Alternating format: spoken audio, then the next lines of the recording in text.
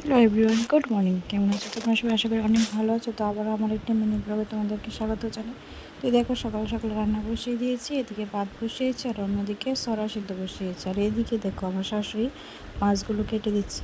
আর শাশুড়ি থাকলে কিন্তু বাড়িতে এই একটা সুবিধা, ছোটো ছোটো মাছ আনলে শাশুড়িদের দিয়ে কাটানো যায়, আমার কাটতে হয় না। আর এমনিতেও আমি মাছ কাটি না, শাশুড়ি কেটে দেয়, কারণ জানে আমি মাছ কাটতে পারি না।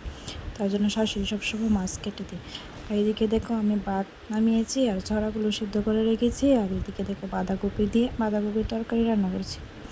আর এদিকে দেখো আমি ছড়া দিয়ে একটা আমিষ চা বানাবো, যেটার মধ্যে আমি তেঁতুল গুলে জল দিয়েছি আর মাছগুলো ভেজে রেখেছি। মাছগুলো দেবো, দিয়ে রান্না করব। এটা আমার শাশুড়ি দাদার খুব পছন্দ, আমাকে বলেছে এভাবে রান্না করতে, এই জন্য করেছি। আর এদিকে দেখো ছোট মাছের পেঁয়াজি করব। তো এদিকে দেখো আমি মাছগুলোকে একবারে মশলা মেখে বসিয়ে দিয়েছি। তারপর দেখো কি সুন্দর করে ফুটছে। তো আর এইদিকে একটা উল্টানো দিব, বাস হয়ে যাবে, এই রেডি হয়ে যাবে। তো দেখো আমার মাছটা রেডি।